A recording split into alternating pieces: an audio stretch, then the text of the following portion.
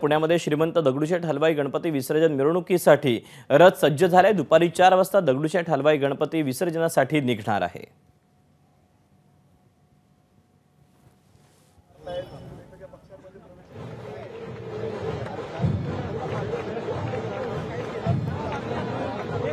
दुसरीकडे कोल्हापूरमध्ये शाहू महाराजांच्या हस्ते मानाच्या गणपतीची सध्या आरती सुरू आहे आणि त्यानंतर आता त्याचं देखील विसर्जन होणार आहे।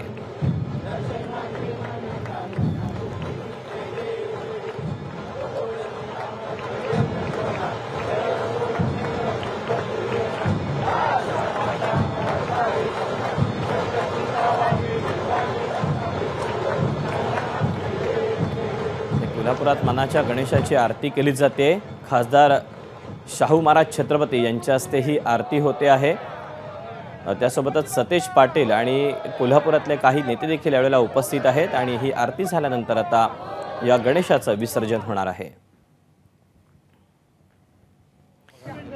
हा जो मानाचा गणपती असतो त्याची दरवर्षी पालखीतूनच मिरवणूक काढली जाते आणि याचा जो मान असतो तो अर्थातच छत्रपती घराण्याचा असतो आणि या मानाच्या गणेशाची आरती आता शाहू महाराज छत्रपती यांनी केल्यानंतर आता नारळ वाढवून